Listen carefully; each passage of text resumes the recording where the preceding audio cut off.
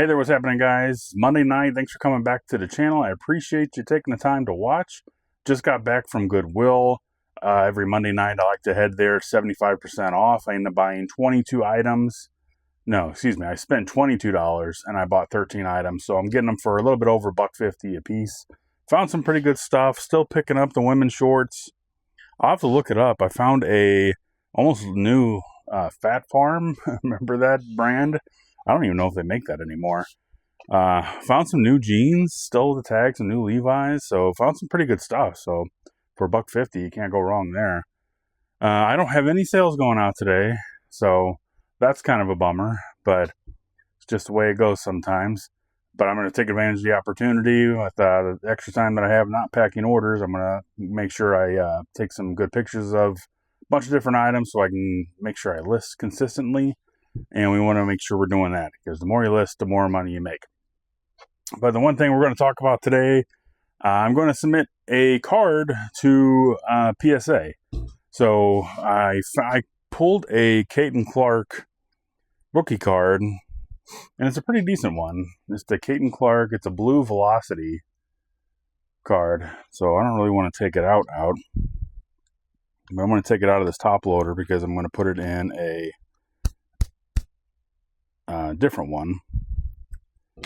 So pretty much when I open this up, I put it in a penny sleeve, and penny sleeves are like those little thin, real thin, clear plastic things. But so this card, as it is now, is $100 on eBay. So I could easily sell this on eBay for $80 to $100, but I want to get it graded, and I'm going to hang on to it.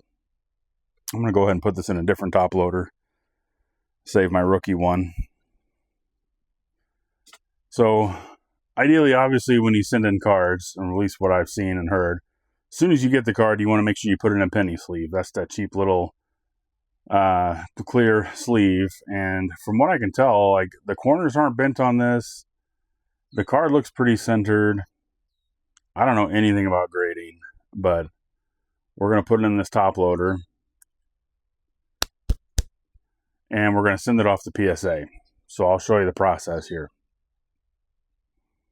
Basically, you go to PSA.com, you can kind of create an account, and this is my first submission. So some of you guys watching this have probably done this 100 times, and you know what you're doing. I don't. So this is if you're new to submitting to PSA, and you've never done it before, this is what I did, and it was pretty easy. So I hope you learned something, and you're not afraid to submit something, because for the longest time, I've never wanted to submit anything, but I'm for sure getting this card graded.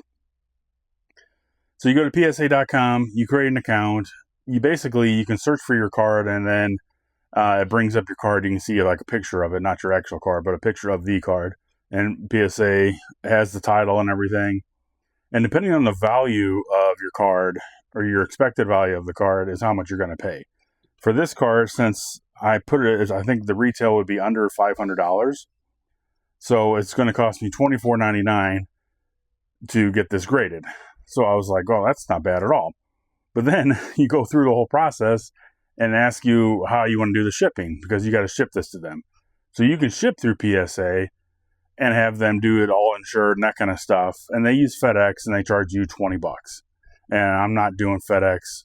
Nothing against FedEx or anybody that works for FedEx, but it always gets delivered wrong. I hear nightmares. I'm not really happy with that. So it is what it is. I mean, sometimes I get my stuff the way I should. Sometimes I don't. So, but I figured I'm just going to buy a label from pirateship.com and ship this priority mail. It's going to cost me like $9, less than that probably. And I'll be able to track it, and I'll make sure it gets there and everything. But then if you want, then it asks you, how do you want it shipped back to you? So you can do different things. You can send it right to eBay, and then you can have them like sell it. Like you can basically have PSA list it for you on eBay and sell it for you on eBay. So like you never even get the card back to you.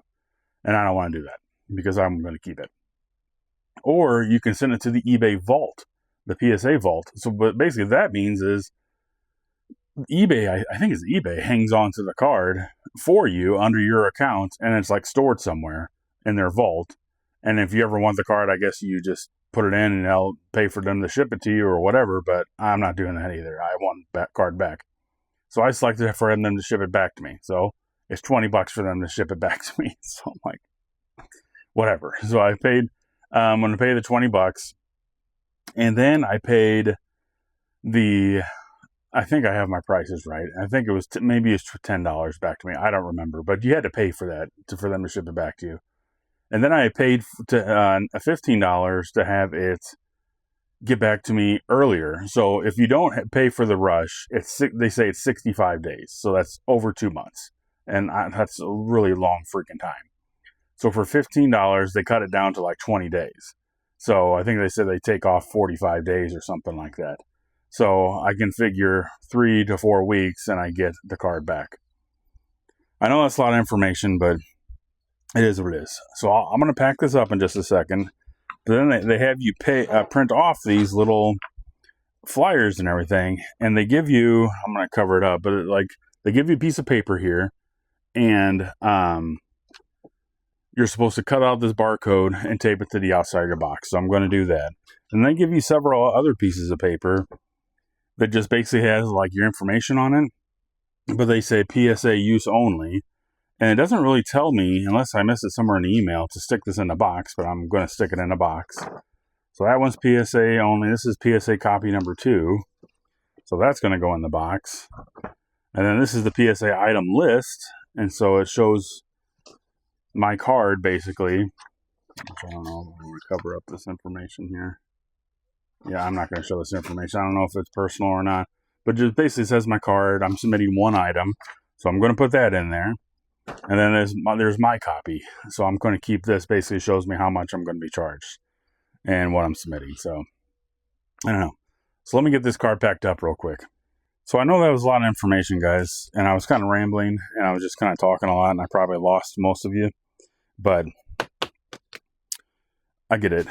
But I figured if there's somebody like me who has been wanting to submit a card to PSA, I want to see how it looks. So you guys are going to come with me on this journey here and see how long it takes. And we're going to hope for a perfect 10 is what we're hoping for, obviously. We're going to double wrap it in some bubble wrap. And I'm going to send it in an 8x6x4 box. Just to make sure nothing happens to it. So, like, from what I can tell, what I've looked up online, a 10, which would be freaking great if it's a 10. Right now, the value is somewhere around $500-600. But again, I'm not going to sell this. Like, I'm going to hang on to it. I think Caitlin Clark has easily another 10 years of basketball in her. So I got this in here like this, and I'm just going to actually tape it to the bottom of the box so it doesn't slide around. But I figured I'm still going to keep kind of buying these cards, see if I can get something better of hers. And if I get something better, obviously I'm going to get it graded as well. That's not going anywhere. So obviously I'm going to get it graded as well. But then I might sell the other one. I don't know. But honestly, buying these cards, I was 100% wanting to find a Caitlin Clark rookie and a good one, and I did. So that was my goal.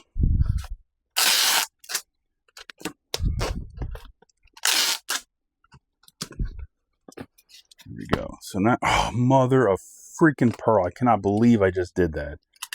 I gotta open this freaking back up because I forgot to put all that papers in there that I was supposed to put in there. Idiot.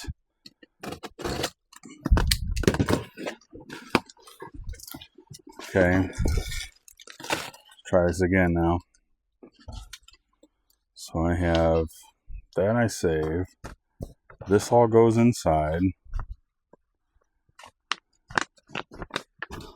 Just like that. Put a little bit of this paper in here.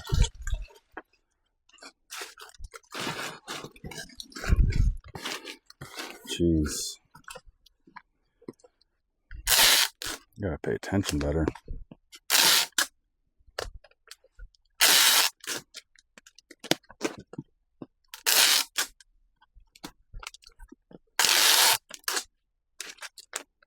Okay. I got this taped up, so now I have to cut out this barcode, and I'm going to tape it to the side of the box. It says cut along the dotted lines, adhere this label to the outside of your package. Do not obscure the barcode with packaging tape. Yeah, I've learned that in the past. So I'm going to leave a little bit of extra space around the dotted line.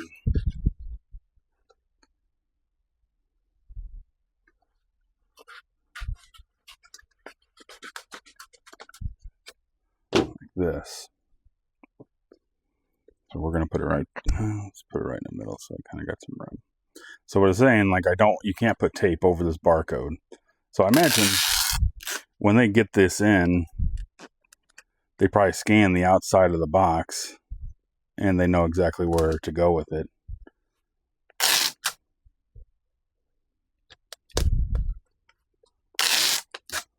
It is a little scary, like, what if the freaking label rips? I guess they open it up. I don't know. This is all new to me, guys. So we're going to go just like that. Bam. Look at that. So I'm going to take this home. I'm going to print out a label, and I use, obviously, whenever I sell on all my platforms, I buy labels from that platform. So, like for Depop, the customer buys the label, you just print it out. Macari is the same way, Poshmark, same way.